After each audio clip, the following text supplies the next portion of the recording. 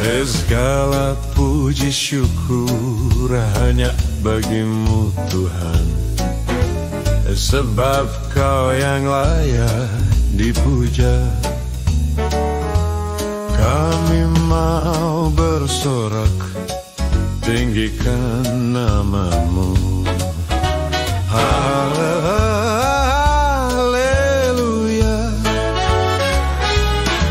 Oh, segala puji syukur hanya bagi-Mu Tuhan, sebab Kau yang layak dipuja.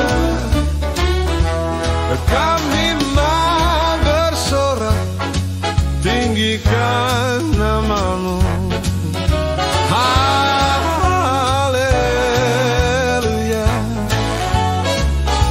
Soraklah haleluya, soraklah haleluya.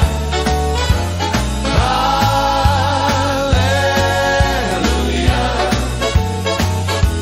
Soraklah haleluya, soraklah haleluya. Haleluya.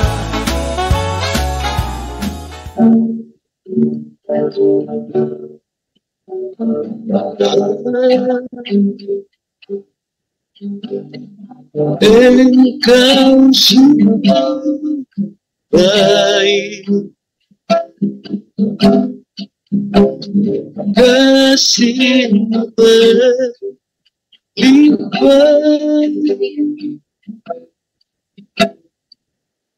di hidupku. Bapa, ku berterima kasih berkat-Mu hari ini yang Kau sediakan bagi naikkan syukur, naikkan syukur buat hari yang Kau beri. Habis-habis kasih dan rahmat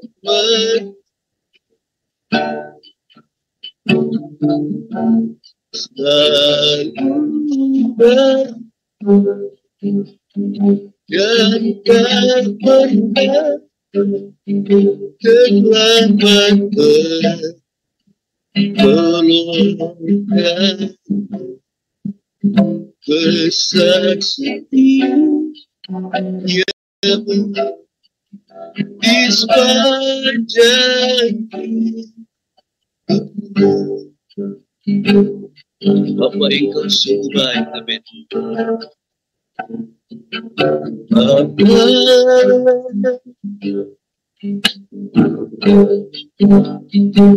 Engkau sungguh baik,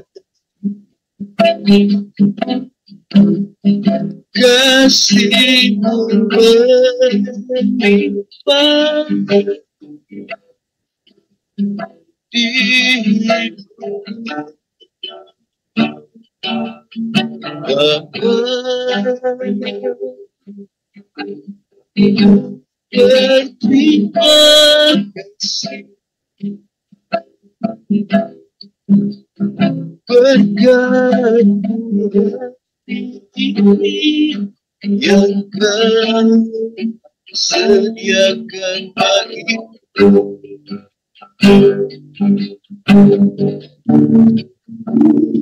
Naikkan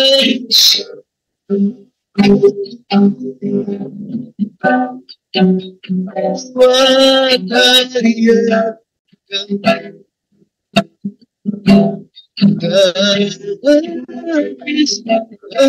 habis kasih datang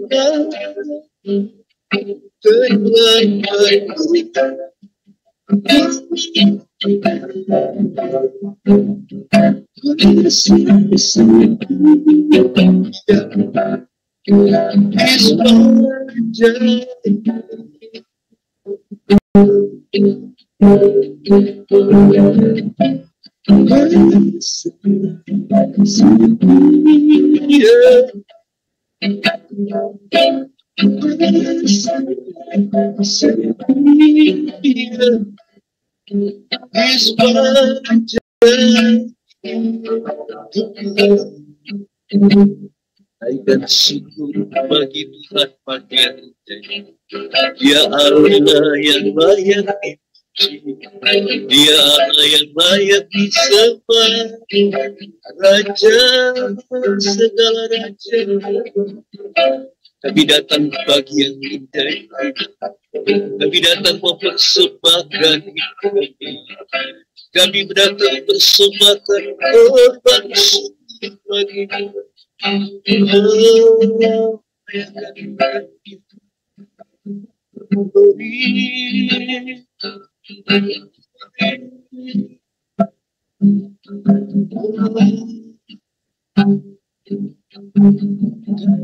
bermasuk bagimu, kami memuji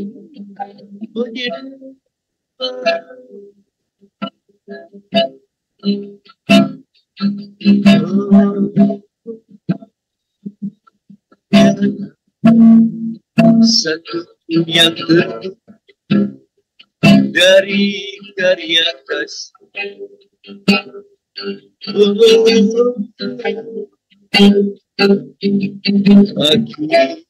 Aku segala ujian, dan kemuliaan.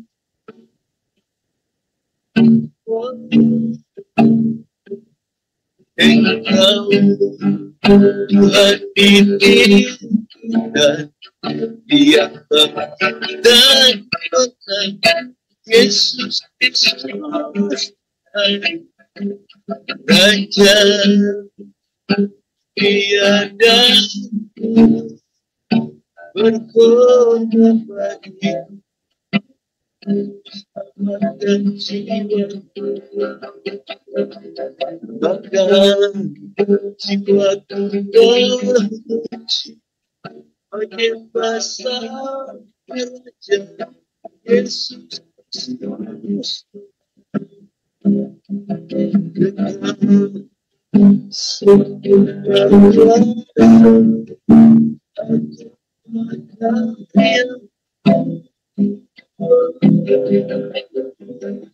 Mari semua,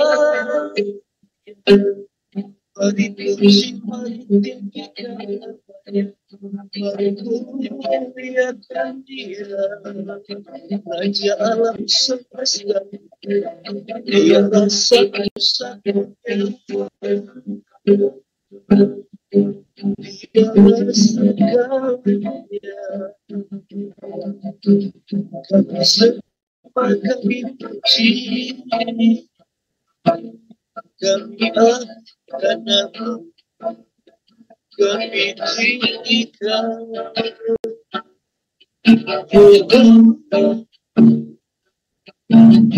Yes.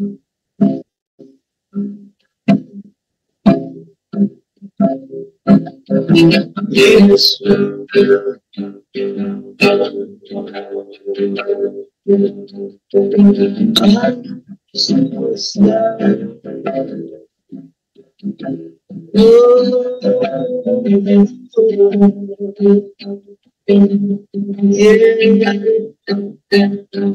Mari puji, mari sembah, mari angkat, mari tinggikan Dia, Raja di atas segala raja. Mari bermasuk baginya, tinggikan namanya.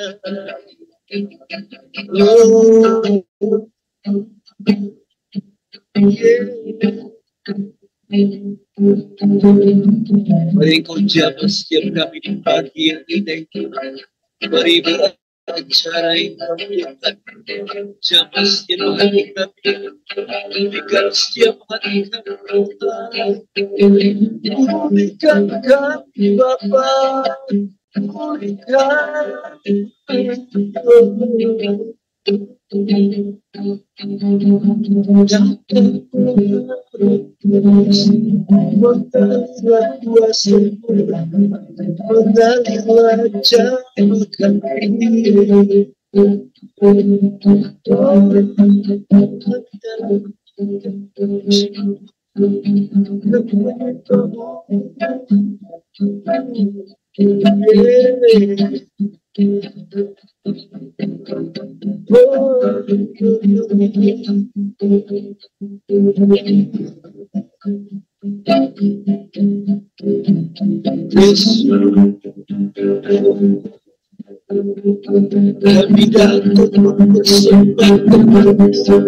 silakan kepada hambanya. Ya. Saya langsung Pak Amir.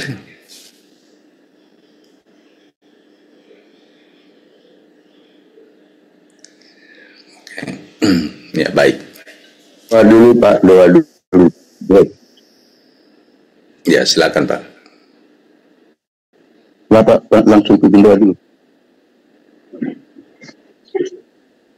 Pak Giri yang berdoa Pak. Oh baik. Ya, mari kita berdoa. Kami sungguh bersyukur, berterima kasih pagi hari ini ya Tuhan. karena Tuhan sudah menolong istirahat kami sepanjang malam dan membangunkan kami pagi hari ini. Terima kasih untuk kekuatan kesehatan yang Tuhan berikan. Terima kasih untuk hari yang baru yang Tuhan berikan.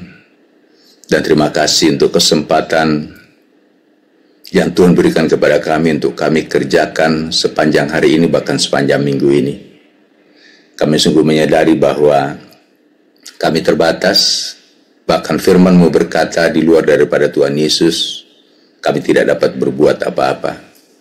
Itu sebabnya benarlah pujian kami tadi bahwa firman-Mu itu berdaulat atas hidup. Kami berdoa pagi hari ini ya Tuhan, kami rindu menikmati berkat firman-Mu. Firman yang akan menguatkan kami, firman-Mu yang akan menyingkapkan kebenaran-kebenaran-Mu kepada kami, supaya kami memiliki cara pandang yang benar seturut dengan hati-Mu ya Tuhan. Supaya kami berlaku seperti apa yang Tuhan mau. Kami berjalan ke arah di mana Tuhan pimpin kami. Terima kasih Roh Kudus, kami serahkan ke dalam tangan-Mu waktu dan kesempatan untuk berbagi. Ambil alih Roh Kudus, bimbing kami untuk boleh mendengarkan isi hati-Mu. Berbicaralah secara pribadi kepada setiap kami, supaya oleh pertolongan Roh Kudus kami bisa menangkap pesan-pesan Tuhan pagi hari ini. Hamba-Mu, berikan urapan-Mu ya Tuhan, supaya bisa menyampaikan dalam bahasa yang sederhana, dalam urapan kuat kuasa Roh Kudus-Mu, kami boleh diperlengkapi oleh Engkau. Terpujilah Engkau Bapa di surga. Dalam nama Tuhan Yesus Kristus yang perkasa, kami mau sambut berkat firman pagi hari ini. Amin. Shalom Bapak Ibu, selamat pagi. Suara saya apakah cukup kedengaran? Kedengaran Pak Pendeta, selamat pagi. Selamat pagi. Shalom semua. Shalom Pak Amir.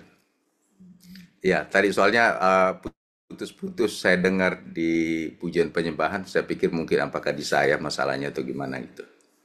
Ya, pertama-tama saya mengucapkan terima kasih banyak kepada Bapak Pendeta Amir Aritonang sebagai pemimpin kita di PMD yang sudah memberi kesempatan kepada saya untuk share pagi ini.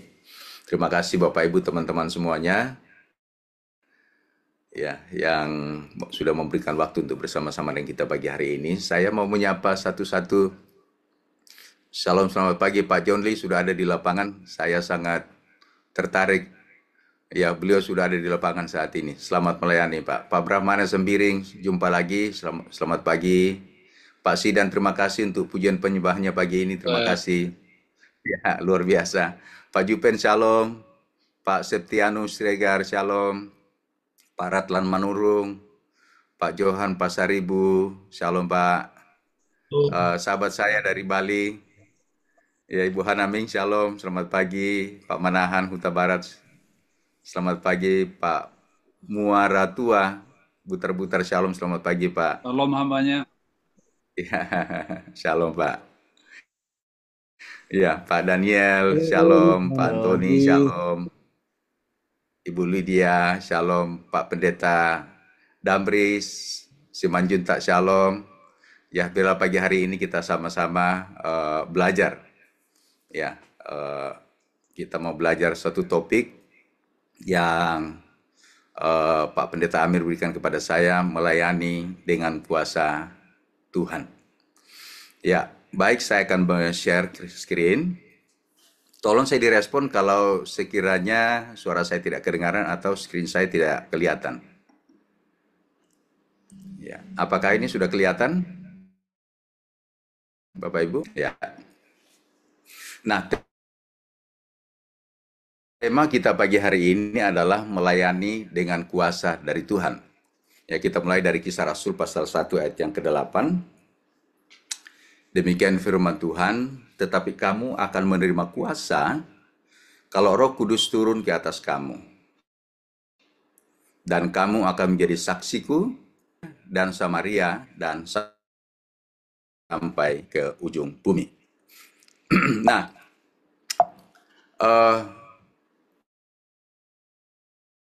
sebelum saya lanjut, izinkan saya untuk menyampaikan sebuah quotes dari Billy Graham. Dia katakan begini, Roh Kudus bukan hanya memberi kuasa untuk melakukan pelayanan, tetapi Roh Kudus memberi kita kuasa untuk menjadi pelayan yang sejati. Nah, Bapak Ibu, kalau perhatikan statement ini, bahwa Roh Kudus bukan cuma memperlengkapi kita untuk melakukan pekerjaan-pekerjaan yang besar, tetapi yang paling terpenting, Roh Kudus dia mau memberikan kita kuasa supaya Bapak Ibu Saudara dan saya menjadi pelayan-pelayan yang punya integritas, pelayan-pelayan yang sejati. Karena dengan kuasa yang kita dapatkan dari Roh Kudus yang memampukan kita menjadi pelayan yang sejati, ya, secara alami, maka kuasa itu juga akan mengalir di dalam pelayanan kita. Ya, bisa nangkap ini Bapak Ibu ya. Itu. Jadi kita melayani, kita berdoa, kita berpuasa bukan sekedar untuk mendapatkan kuasa itu melakukan pelayanan. Ya.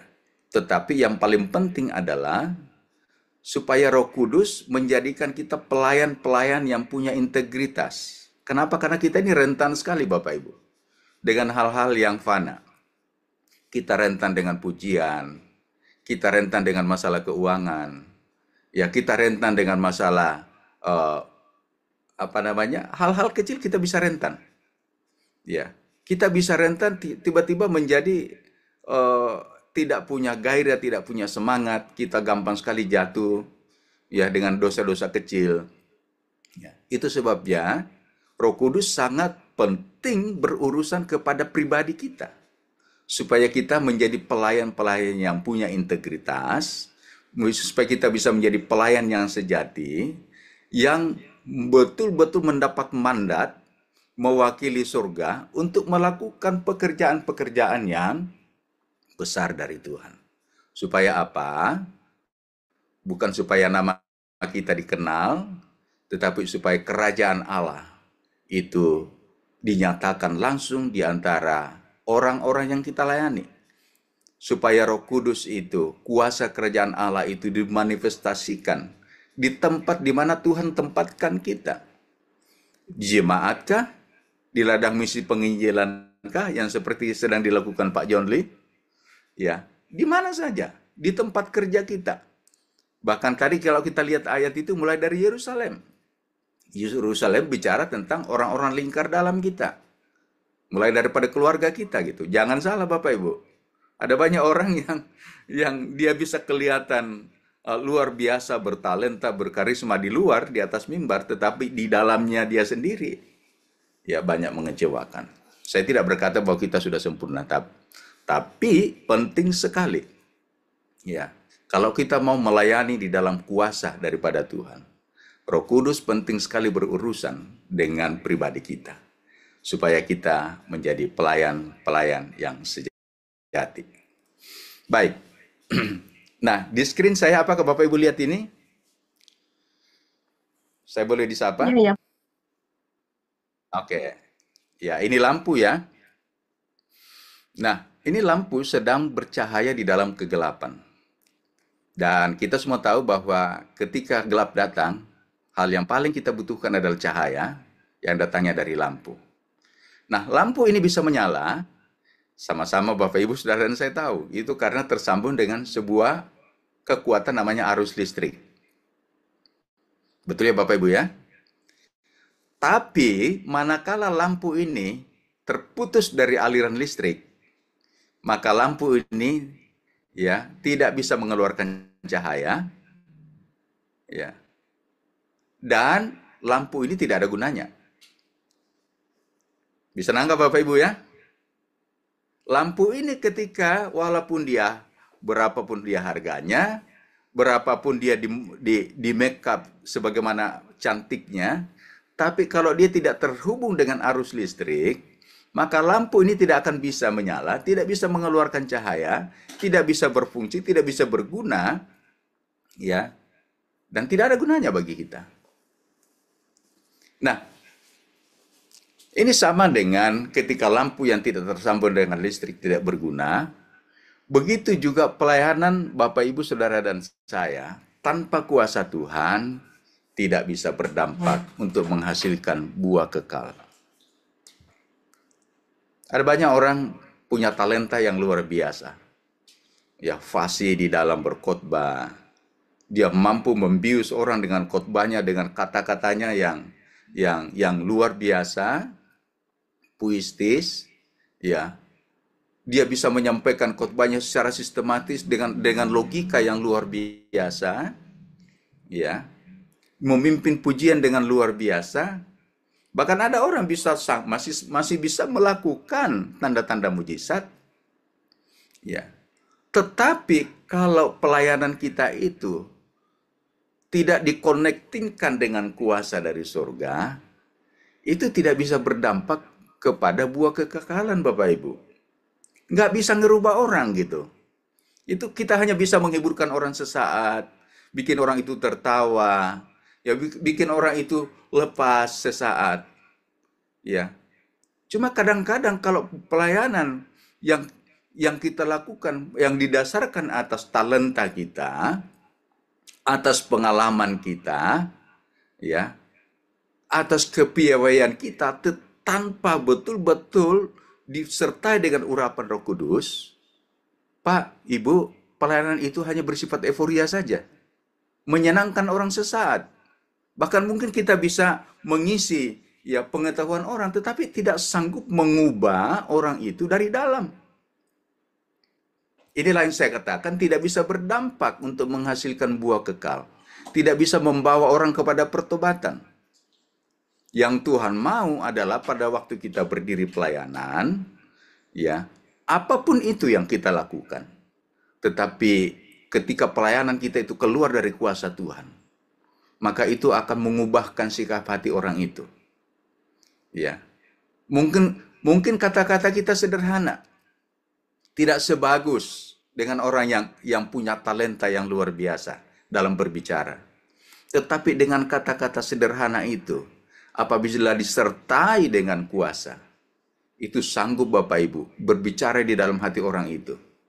Kenapa? Karena yang kerja bukan kita, bukan kata-kata kita. Tetapi yang kerja adalah kuasa Roh Kudus.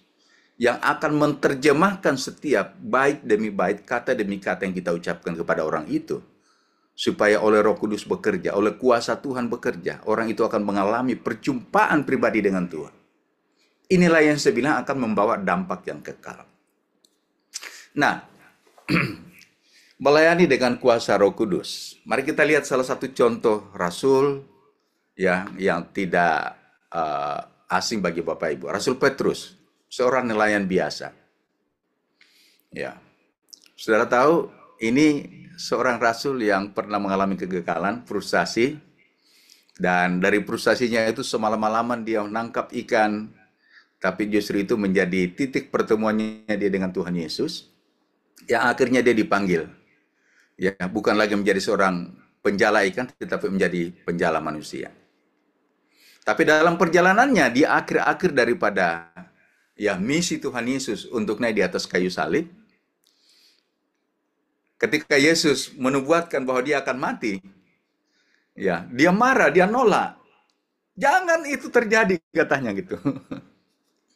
Lalu kemudian Tuhan Yesus menarik dia. Ya Yesus menegur dia. Iblis dalam hatinya, hai iblis. Gitu. Bahkan dia katakan begini. Ya, aku tidak akan mundur sekalipun. Jadi dia seakan-akan mau jadi pahlawan supaya jangan sampai Yesus itu jangan sampai mati, jangan sampai disentuh orang. Tapi Yesus katakan begini kepada dia. Ya, Petrus, sebelum ayam berkokok, engkau sudah menyangkali aku 3 kali.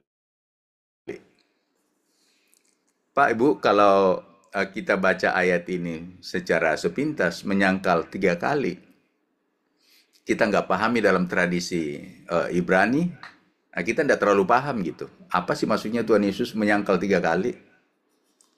Ya, angka di dalam tradisi Ibrani itu menentukan. Angka 3 itu adalah extremely. Ya, artinya bahwa Yesus sudah tahu bahwa Petrus ini akan menyangkali Yesus secara ekstrim. Sampai 3 kali Bapak Ibu. Ya, dan benar, ternyata Petrus yang menyala-nyala ini, Petrus yang emosional ini, benar lakukan seperti apa yang disampaikan Tuhan Yesus, dinubuatkan Tuhan Yesus di depan. 3 kali dia menyangkali Yesus. Bersumpah serapah, aku tidak kenal itu, katanya. Begitu yang ketiga kalinya, matanya dia bertemu dengan tatapan Tuhan Yesus yang sedang mengalami siksaan aniaya. Dan dia saat itu dia sadar, ternyata memang aku rapuh. Aku ya gampang sekali berkhianat. Secara radikal dia mengkhianat 3 kali. Itu pengkhianatan yang luar biasa gitu. Penyangkalan yang luar biasa. Tetapi dalam Kisah Rasul pasal yang kedua, ya, seperti yang janji yang kita baca tadi di Kisah Rasul pasal 1 ayat 8. Ketika Petrus dan murid-murid yang lain menerima kuasa dari surga, yaitu kuasa Roh Kudus, ya, itu Petrus berdiri dengan berani berbicara di hadapan halayak umum karena pada zaman itu adalah ya hari Pentakosta, di mana seluruh orang-orang Yahudi ya datang dari bangsa-bangsa lain berkumpul di Yerusalem untuk merayakan hari Pentakosta. Dan saudara tahu pada saat itu adalah hari yang sangat mencekam bagi murid-murid. Ya. Kenapa? Karena para imam-imam sedang mencari mereka dan para tentara Romawi sedang mencari mereka. Gitu. Kenapa? Karena ini sangat kontroversial, berita tentang kebangkitan Yesus gitu. Tetapi pada hari Pentakosta, ketika Roh Kudus mengurapi mereka, itu orang tadi yang pengkhianat, ya, orang yang ternyata mentalnya mental kerupuk, itu tiba-tiba memiliki keberanian yang luar biasa. Dia mendapat otoritas langsung dari surga, yang tadi dikatakan Billy Graham di awal. Ya, quote saya di awal.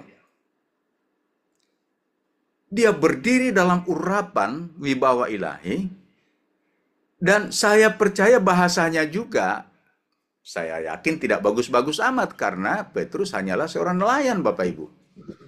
Ya, bukan seorang ya ahli teologi yang sudah belajar S2, S3 gitu, yang pandai merangkai kata-kata.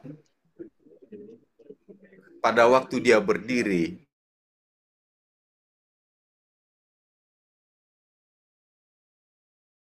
ketakutan, tapi dia nggak takut lagi. Dia berdiri dalam urapan Roh Kudus, lalu dia mulai berkhotbah. Dan hari itu, ya, sejarah pertama kali yang dicatat oleh gereja, 3.000 orang bertobat. Wow. Nah, itulah yang dikatakan bahwa bukan kekuatan manusia yang bekerja, tetapi karena kuasa Tuhan, karena kuasa Roh Kudus yang bekerja. Bapak Ibu, saya percaya ya Roh Kudus masih terus bekerja sampai hari ini. Ada amin? Ya, bisa lambaikan tangannya. Roh Kudus masih tetap sama, masih terus bekerja sampai hari ini. Kenapa? Karena Tuhan tahu tanpa urapan Roh Kudus, saudara dan saya tidak sanggup untuk menghasilkan buah kekal. Ya. Tuhan tahu saudara dan saya, kita semua punya mental sama seperti para rasul sebelum mendapatkan pencurahan Roh Kudus. Ya. Itu sebabnya kita butuh kuasa dari Allah. Dimanapun Tuhan tempatkan kita melayani, Tuhan mau supaya manifestasi kuasa Roh Kudus itu ya kelihatan di sana melalui kehidupan Bapak Ibu Saudara dan saya. Itu yang pertama. Yang kedua, ini saya mau beritahu kepada Bapak Ibu ya. Kenapa kita penting kuasa? Kenapa? Karena ketika Bapak Ibu memutuskan untuk ambil bagian dalam pelayanan, Anda itu sedang mencemplungkan diri Bapak Ibu masuk dalam suatu masalah besar. Karena pelayanan tidak lepas daripada masalah. Betul ya Pak Putar-Putar ya? Siap. Setuju. Tidak ada pelayanan yang lepas dari masalah. Dan saya mau beritahu pagi ini Bapak Ibu, ketika Tuhan memanggil Bapak Ibu, saudara dan saya dalam sebuah pelayanan, Bapak Ibu ini sedang dibawa Tuhan dalam suatu tantangan yang besar. Tetapi kabar baiknya adalah bahwa ketika Tuhan memanggil kita, Dia sudah menyediakan sebuah kuasa untuk menyertai kita. Amin. Saudara, kita belajar daripada Musa. Bapak Ibu, kalau saudara eksegesi ini ya, Keluaran pasal 3 ayat 12, saudara akan terkagum-kagum. Kenapa? Karena Musa ini kan dia buronan dari kerajaan Firaun gitu. Ya. Dan backgroundnya sudah 40 tahun jadi seorang gembala gitu. Dia hanya ketemu dengan domba tiap hari. Bukan duduk di bangku kuliah, bukan dipersiapkan secara militer untuk membebaskan bangsa Israel, bukan Bapak Ibu. Tetapi ketika tiba saatnya Tuhan datang menjumpai dia, ya, memberi dia tugas. Ini tugas yang paling mengerikan. Buat saya ini, kalau Bapak Ibu renungkan posisinya Musa, kalau Bapak Ibu sebagai Musa, itu mengerikan Bapak Ibu. Orang Musa itu ya DPO dari Mesir kok tiba-tiba diutus kembali. Ya. Dan bukan sekedar diutus menjumpai Firaun, diutus untuk membebaskan satu bangsa. Yang notabene adalah bangsa ini tulang punggungnya daripada Firaun untuk bekerja di kerajaannya. Itu bukan pekerjaan yang besar. Sebuah panggilan yang kita terima dari Tuhan adalah sebuah tantangan yang besar yang harus kita hadapi. Saya tidak tahu Bapak Ibu dipanggil di mana saat ini. Ya, shalom Pak John Lee, sudah menikmati kopinya ini. Ya, kemanapun kita dipanggil oleh Tuhan, ya, di sana masalah sedang menanti. Ya. Saya senang tadi pagi lihat Pak John Lee jalan di atas jembatan, sudah ada di ladang. Ya Pak. Luar biasa. Luar biasa Pak. Waduh. Ya. Senang lihat pelayanan Bapak ya. Nah, saya percaya Pak John Lee sudah sering khotbah di sini. Ya, Pak John Lee tidak enak-enak di tempat ini nih. Ini tantangannya besar di sana. Gitu. Ya. Tetapi ketika Musa dipanggil, ya, dia sempat menyampaikan keberatannya kepada Tuhan. Aku ini orang lemah, aku ini gagap. Kalau ikan saya gimana? Ya, apa tidak ada orang lain yang bisa dipanggil oleh Tuhan untuk melakukan misi ini? Tapi Tuhan bilang tidak. Ya, aku sudah menetapkan engkau untuk ketemu dengan Firaun, membebaskan bangsa Israel, ya, ke tempat perjanjian yang sudah dijanjikan. Pak, Ibu, hari ini saya percaya kita ada di pelayanan kita masing-masing, tidak kebetulan. Tuhan sudah menetapkan kita, memanggil kita di tempat itu. Amin. Ya. Dengan berbagai macam tantangan yang kita hadapi. Ya. Kabar buruknya bahwa setiap pelayanan kita hadapi tidak lepas daripada masalah. Dan semakin besar tanggung jawab di situ, semakin besar juga tantangannya. Ya. Semakin besar kapasitas yang Tuhan percayakan kepada Bapak Ibu dalam pelayanan, semakin besar juga tanggung jawab yang Tuhan minta dari hidup kita.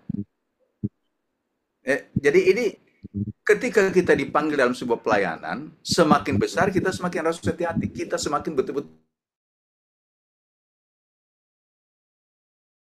terus hargai bahwa kita ini sudah menerima sebuah kehormatan dari raja di atas segala raja untuk melakukan pekerjaannya di bumi. Jangan katakan, Pak, jemaatku cuma 2 keluarga. Pak, Bu, kalau itu dikerjakan dengan dengan penuh tanggung jawab, menghasilkan buah kekekalan, itulah yang berharga di mata Tuhan. Ya. Karena bukan karena besarnya yang kita lakukan, tetapi bagaimana kita melakukan itu. Dan sekali lagi, dalam setiap tantangan yang kita hadapi di lapangan, Tuhan sudah memberikan janji. Dia menyertai kita sehingga kita katakan bukan kuat dan gagah saya, tetapi kuasa Roh Kudus yang ada di dalam diri saya. Ya. Tuhan tidak serta-merta melepaskan kita ke lapangan, tidak Pak. Tidak Ibu. Ya. Dia itu bukan semacam orang yang lepas tanggung jawab, bukan. Ya. Ketika Tuhan memberikan kita ya tanggung jawab untuk melakukan suatu misi pelayanan, entah sebagai gembala, entah itu sebagai penginjil, entah itu sebagai pelayan sosial, ya, dia sudah menyiapkan tempat itu dan dia sudah mempersiapkan seberapa besar kuasa yang akan ditaruh Tuhan dalam hidup kita untuk menyertai kita di dalam pekerjaan itu.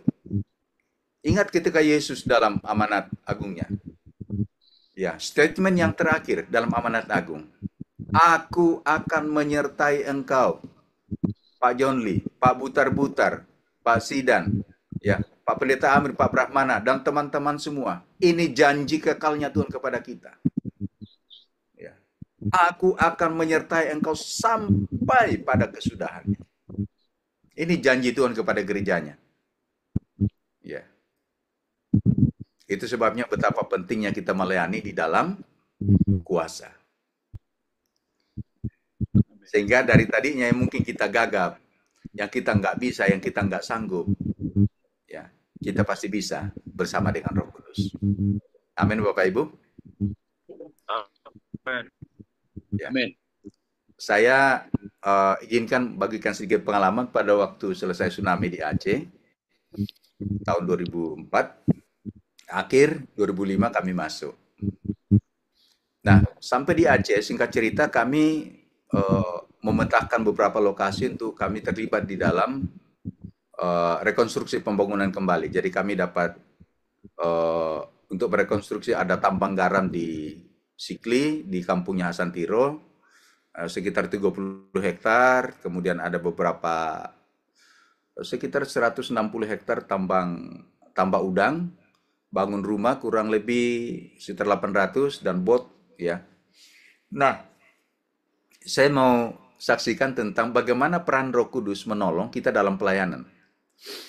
Ya, saya ini kan background saya pada waktu saya kuliah di tahun 87 itu background saya di pelayaran Bapak Ibu, tata laksana kelautan. Nah, kemudian 94 saya dipanggil pelayanan, masuk dalam teologi. Nah, ketika saya di lapangan, saya diperhadapkan kepada ya pekerjaan konstruksi bangunan. Ini sangat rawan untuk terjadi penyelewengan di sana gitu, menghitung material, menghitung biayanya berapa, ya bagaimana menghitung rencana kerjanya. Ya. Nah, begitu saya sampai di lapangan, saya tahu persis bisa jadi lobang untuk di mana orang-orang di lapangan bekerja secara curang gitu, sehingga kita tidak punya laporan keuangan karena ya setiap bulan kami punya laporan keuangan kepada misi kami, donatur kami. Dan setiap akhir tahun kami punya laporan audit eksternal untuk dilaporkan. Ya. Jadi saya itu Bapak Ibu, ketika saya turun lapangan, saya mulai bisa menghitung berapa besi digunakan dalam satu bangunan ukuran berapa batu bata, berapa semen, berapa pasir, ya, berapa tukang yang dibutuhkan untuk bisa menyelesaikan bangunan dalam 1 bulan. Saya bisa hitung semuanya. Istri saya itu bingung. Loh, dari mana kamu bisa tahu gini? Ya kalau zaman sekarang, zaman AI kan kita tinggal masukkan gitu, AI bisa bantu kita hitung gitu. Dulu belum ada. Saya harus belajar buka satu-satu buku, ya saya hitung secara manual dan saya dapat.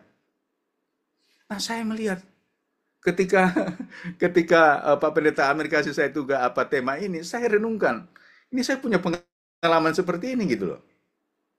Jadi Roh Kudus itu memperlengkapi kita bukan hanya sebatas kita mau berkhotbah, tetapi dalam hal tugas panggilan pelayanan yang kita kerjakan, karena semua yang kita kerjakan di lapangan Bapak Ibu, itu pelayanan kita.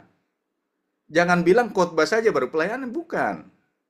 Ya, karena penginjilan yang paling efektif adalah hidup kita ketika kita dibaca orang. Ya, bagaimana kita betul-betul bisa mempertanggungjawabkan pekerjaan yang kita kerjakan. Oh, saya melihat itu baru saya katakan benar-benar Roh Kudus luar biasa. Ya. Ketika dia mempercayakan pekerjaan kepada kita, dia bertanggung jawab untuk memperlengkapi kita. Nah,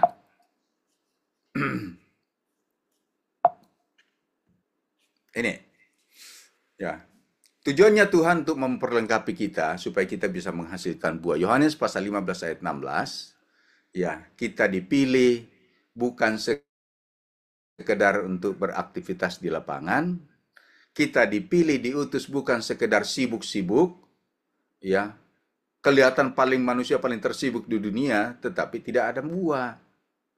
Ya, yang Tuhan mau kesibukan kita itu menghasilkan buah kekal, Bapak Ibu. Ya. Salah satu contoh di dalam Perjanjian Baru, Rasul Paulus. Bapak Ibu tahu semuanya background-nya Rasul Paulus. Dia seorang, ya, Farisi ahli Taurat yang sangat radikal, ya, dengan Tauratnya, sehingga ya, dalam ketidakpengertiannya dia mengejar semua orang-orang percaya kepada Kristus. Sampai akhirnya, ya, di luar kota Damaskus, dia mengalami perjumpaan dengan Kristus.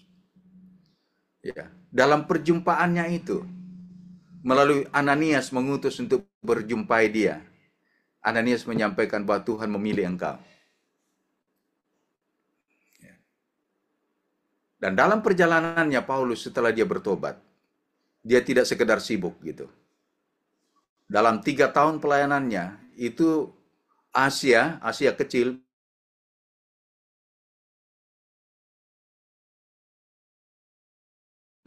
Pak, ini dari mana seorang Paulus bisa melakukan itu? Ya, zaman itu semua dilakukan dengan jalan kaki, Bapak Ibu. Itu jalan kaki di padang gurun bukan enak tuh.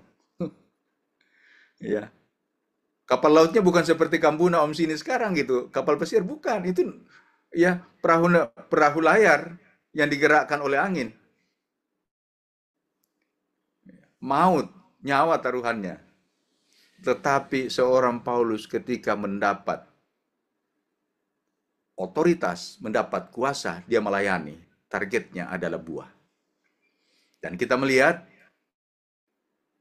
jemaat-jemaat berdiri, dan di mana jemaat berdiri, jemaat itu diubahkan secara spirit. Diubahkan secara spirit. Ya, mereka berubah, mereka betul-betul belajar untuk mengenal Kristus. Siapa itu juru selamat? Dan kitab Perjanjian Baru itu penuh diisi dengan tulisan-tulisan daripada seorang Rasul Paulus. Dari mana dia sanggup melakukan itu? Karena dia mendapat kuasa, otoritas, Roh Kudus memampukan dia. Kuasa yang sama memampukan Musa untuk memimpin bangsa Israel, melepaskan Israel dari Firaun. Kuasa yang sama juga akan mengurapi Bapak Ibu Saudara dan saya. Kuasa Roh Kudus yang sama mengubahkan Paulus untuk menjadi seorang rasul besar, membawa Asia percaya kepada Kristus, bahkan sampai ke Eropa. Kuasa yang sama juga itu akan memperlengkapi Bapak Ibu Saudara dan saya untuk melakukan pekerjaan. Amin. Ya, ini secara praktis ya, supaya waktu saya sudah habis ya. Waktu saya sudah 30 menit. Ini Bapak Ibu yang perlu kita lakukan, ya Bapak Ibu bisa baca sendiri ayat-ayatnya. Ya. Bagaimana supaya pelayanan kita bisa menghasilkan buah. Ya. Orientasi kita adalah kerajaan Allah, bukan kerajaan kita. Kita ada di lapangan, kita diutus Tuhan ke lapangan, bukan menjadikan pelayanan kita sebagai tempat untuk mencari hidup. Bukan Bapak Ibu. Ya. Seorang pelayan yang punya integritas, pelayan yang sejati, tidak akan pernah melihat pelayanannya sebagai tempat untuk mencari hidup. Tetapi melihat pelayanannya sebagai sebuah kehormatan yang dia terima dari Tuhan, dan bergantung kepada Roh Kudus, di mana Roh Kudus akan memimpin dalam pekerjaannya, sehingga sekecil apapun pekerjaan dilakukan, itu membawa dampak buah bagi kerajaan Allah. Ya. Nah, bagaimana supaya kita bisa ada pada level itu, di mana motivasi kita dibaharui, cara pandang kita diperbaharui, motivasi kita jadi benar. Karena begini Bapak Ibu, kita nggak bisa menipu Tuhan dengan langkah-langkah pelayanan kita menuju mimbar. Karena sebelum langkah kita ayukan, Tuhan sudah tahu motivasi arah hati kita mau kemana. Kita lakukan pelayanan ini untuk memegahkan diri kita, ya, atau untuk supaya kita bisa hidup di sana, ataukah kita melakukan pelayanan ini karena sebuah kehormatan yang kita terima dari Tuhan. Kita melakukan pelayanan ini sebagai tanggung jawab, sebagai abdi Allah.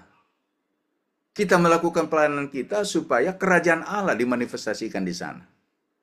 Ya. Dan kita ini rapuh. Kita hanya bisa mampu ada di sana ketika Roh Kudus, kuasa Tuhan memenuhi kita, memenuhi hati kita, pikiran kita, mengendalikan seluruh motivasi kita. Yang pertama apa yang kita lakukan? Bangun hubungan pribadi dengan Tuhan melalui doa dan firman. Yohanes pasal 15 ayat yang 7-8. Ini bicara di mana ya Yesus menganalogikan dirinya sebagai pokok anggur dan kita ini ranting. Ya, walaupun kita bukan petani anggur tapi kita semua tahu setiap ranting yang sudah lepas dari pokok pasti dia kering. Itu sudah hukum alam. Tapi ranting yang betul-betul menyatu dengan pokok, ranting itu akan hidup, ya. Dia akan semakin menjadi kuat dan akhirnya menghasilkan buah. Begitu juga kehidupan kita. Tanpa doa dan tanpa persekutuan dengan firman. Firman bukan sekedar ngisi otak kita Bapak Ibu, tapi betul-betul mengubah sikap hati kita. Memperbaharui cara pandang kita. Ya, memperbaiki motif-motif kita gitu.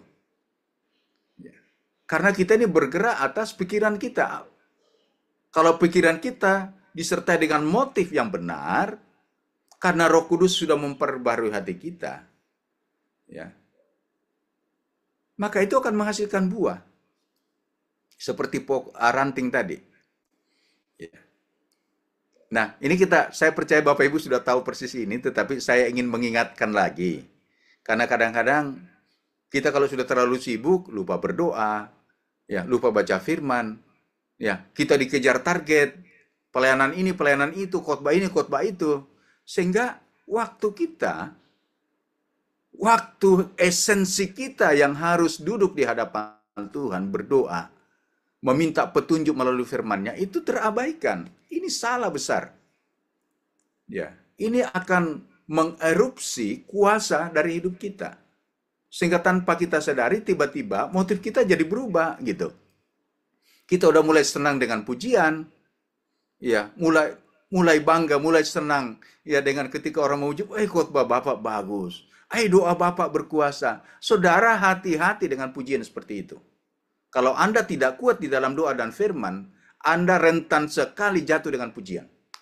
Ini baru pujian loh, belum uang, belum lawan jenis. Ya. Jadi saya hanya mengingatkan kembali pagi hari ini.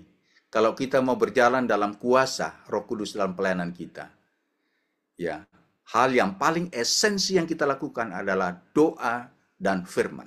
Karena di sanalah tempatnya untuk kita menghubungkan kita kepada pokok kehidupan kita, yaitu Yesus Kristus. Ya, di dalam doa dan firman, target kita adalah supaya Roh Kudus memenuhi hidup kita tiap-tiap hari. Memperbaiki motivasi kita. Menolong kita untuk melihat dengan cara pandang yang benar setiap lingkungan kita. Melakukan pelayanan kita dengan motif-motif yang benar. Ya. Dengan doa dan firman akan menolong kita untuk taat dan rendah hati dalam melakukan pelayanan kita. Pada waktu kita gagal, kita nggak merasa terpuruk. Tapi pada waktu kita berhasil, kita juga tidak merasa besar kepala gitu. Ya. Apalagi ketika Tuhan memberikan kita sebuah pelayanan yang tidak kita sukai, kita mampu taat. Ya. Apa itu Pak pelayanan yang kita tidak suka? Saya percaya Bapak Ibu tahu semualah. Sudah punya pengalaman di lapangan. Ya, pelayanan mana yang enak, pelayanan mana yang tidak enak gitu. Pelayanan mana yang membutuhkan penyaliban, pelayanan mana yang tidak perlu membutuhkan penyaliban. Maksud saya penyaliban penyangkalan daging kita. Nah saudara, dengan kita intim dengan Tuhan melalui doa dan firman, itu akan menolong kita untuk menemukan seperti Kolose pasal 3 ayat 12-13. Mampukan kita untuk taat dan rendah hati. Ya. Dengan kita memiliki hubungan yang intim dengan Tuhan melalui doa dan firman, itu akan menolong kita untuk berani melangkah dalam iman. Ya, nggak ragu-ragu gitu. Ya. Lakukan nggak ya? Lakukan nggak ya? Enggak. Kenapa? Karena kalau kita tuh betul-betul hati kita itu sudah mengerti arahnya Tuhan mau kemana. Ya, karena kita punya persekutuan yang intim dengan Dia, kita ngerti Dia mau tuntun saya kemana. Ya. Dan kalau saya sudah paham Dia tuntun saya kemana, saya melangkah ke sana. Itu namanya melangkah dengan iman. Yakobus pasal 2 ayat 26 katakan, iman tanpa perbuatan sia-sia. Mati, nggak ada guna. Ya, saudara bicara iman segala macam, dikhotbahkan dengan luar biasa, tapi Anda sendiri tidak praktek, Anda tidak akan pernah mengalami pengalaman iman. Kenapa bisa begitu? Karena cek hubungan kita dengan Tuhan. Ya. Selama hubungan kita intim dengan Tuhan melalui doa dan firman, ketika Anda tahu Roh Kudus tuntun saya ke sana, berapapun harganya saya akan lakukan. Nah, inilah namanya kita melayani di dalam kuasa.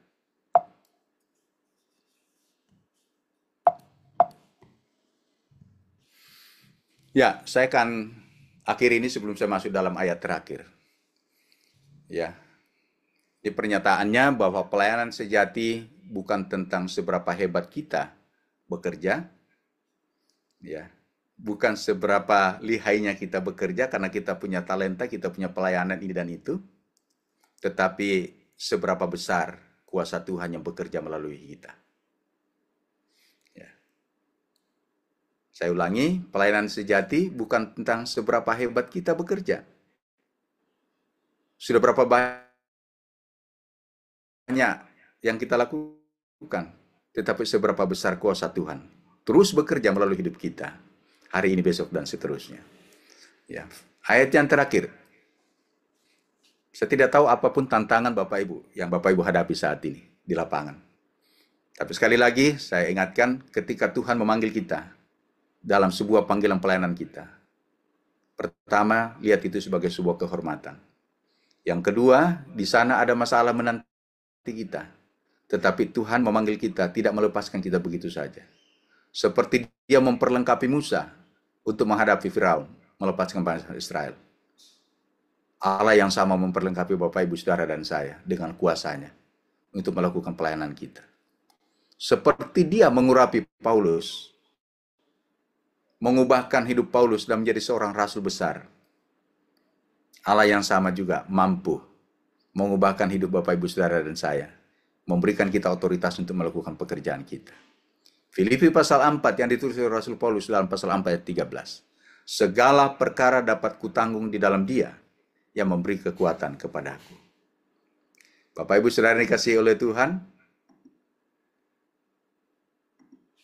saya percaya Dia ada bersama dengan kita dalam pelayanan kita.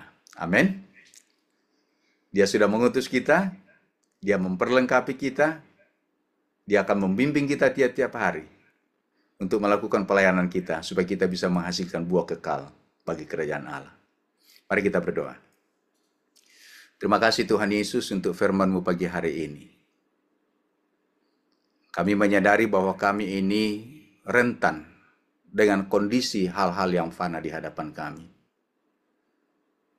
Itulah sifat dasar manusia kami ya Tuhan. Itu sebabnya kami katakan kami butuh Roh Kudus, kami butuh kuasa-Mu. Terima kasih untuk Engkau sudah pilih kami menjadi alat di tangan-Mu. Terima kasih untuk mengutus kami ke tempat pelayanan kami.